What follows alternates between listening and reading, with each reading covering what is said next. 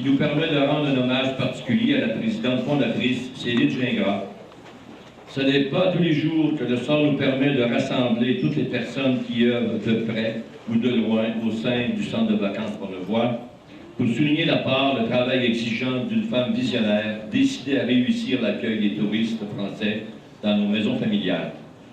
Pourtant, une telle entreprise ne s'est pas faite en un jour et surtout, elle ne s'est pas faite toute seule.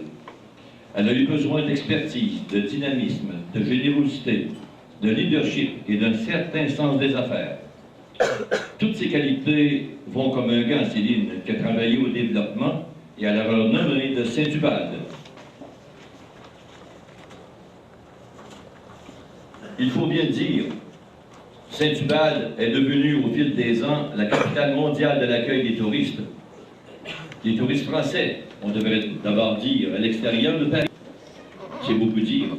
Ainsi, grâce à cela, de nombreuses familles ont connu de nouvelles amitiés outre-mer et ont enrichi leur connaissance au pays de leurs ancêtres. Cette belle et grande aventure débute en 1974. En effet, Céline a été la première femme à siéger à la Chambre de commerce de Québec. Vous reconnaissez cela, la fonceuse. Elle est là. Ça y est, elle est partie. 1974 à 83, donc durant 9 ans. Elle fait partie du comité touristique de la Chambre de commerce. C'est le début de l'accueil des touristes. 1984 à 88, changement de nom pour le centre de vacances familiales. Depuis 1989, donc 11 ans, c'est le centre de vacances Pornevoie. Le sort de ce centre est remarquable. D'un village au début du centre de vacances Pornevoie s'est agrandi à 6 dans les meilleures années. Céline gère si bien son entreprise qu'elle fait l'envie des paroisses voisines, qui voudraient bien la copier.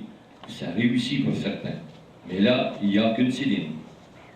Si elle est fidèle en amitié, elle l'est aussi dans son travail, car depuis le tout début du centre de vacances, DMC Transat transige avec elle et Céline y conserve de grandes amitiés.